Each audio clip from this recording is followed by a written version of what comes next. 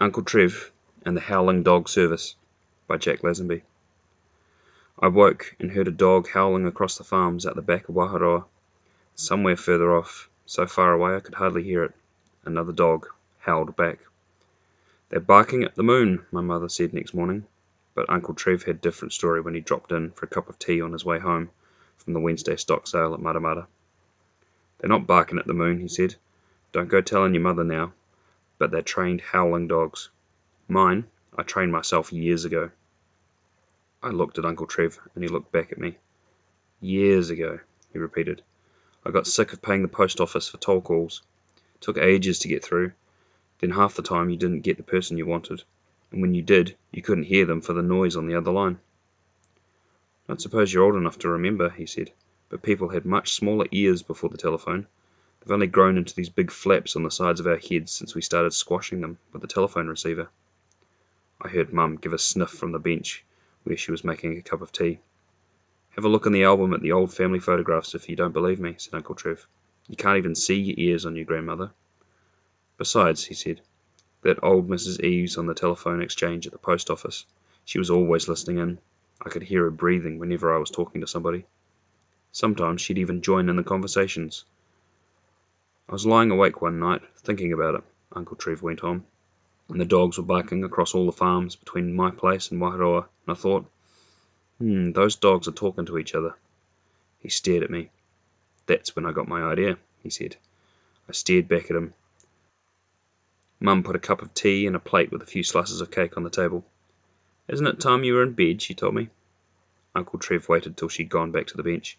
"A howling dog service," he said. "That was my idea. I remembered how we used dogs to carry messages in the trenches in the Great War, and how my mate Squeaker Turner always said we should teach the dogs how to talk. Well, it took me a few years, but I got hold of some expensive hunterways and bred pups from them for their voices. They had to be able to bark high and clear so the messages would carry. And they had to remember a long message. That was the other thing. I started selling my dogs cheap," said Uncle Trev. "And they were good working dogs too. So in no time at all, I had them planted on farms from one end of the country to the other. From Waharoa on a clear night, a good howling dog can make himself heard even in Matamata. From Matamata, they howl the message up the Hinunua Valley, round through Cambridge to Hamilton, even up to Auckland. The reply comes back through Morrinsville and Walton and back to Waharoa before the first dog's finished rattling his chain." "Of course," he said, "if the wind's from the north, they howl the message round the other way." "You listen," said Uncle Trev, "and you'll hear them howling off messages in all directions, especially on a clear night. Auckland, Wellington, Christchurch, Dunedin, our howling dogs cover New Zealand." "What about Cook Strait?" I asked. "Oh, no trouble," said Uncle Trev. "Sound travels good across water. I'm even thinking of putting a dog on top of Mount Cook to howl messages to Australia." "It's long past your bedtime," Mum said to me. "As for you," she said to Uncle Trev, "if you've finished your tea, isn't it time you were getting home to your farm? You've got cows to milk in the morning." When he called in next week, I asked him how the dog was doing on top of Mount Cook. "You wouldn't believe the trouble I'm having," said Uncle Trev. "It's so cold in the snow. First dog I put up there got chilblains and wouldn't bark. So I'm crossing my best hunterway with a beardy collie to get a longer coated dog. It's going to take a year or two to get a good pup though, and even then, still got to be trained."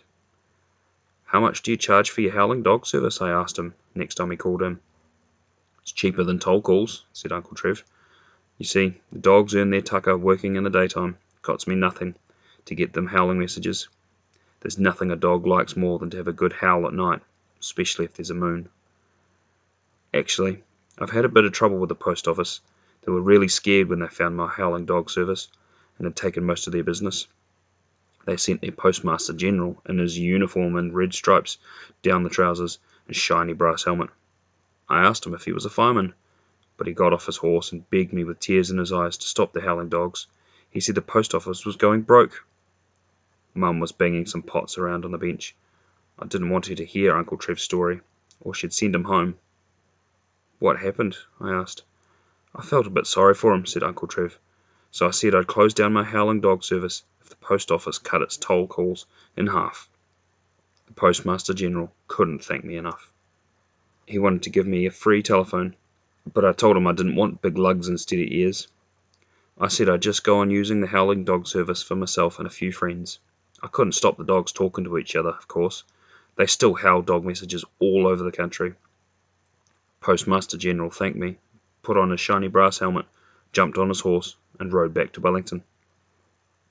"Are you going to sit there all night talking nonsense?" said my mother. "Isn't it time you were getting home to the farm?" she asked Uncle Trev.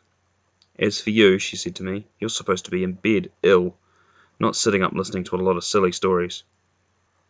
I said my good nights, and heard Uncle Trev's old truck rattle away. It was warm under the blankets. I lifted the blinds. Outside it was frosty, and there was a moon.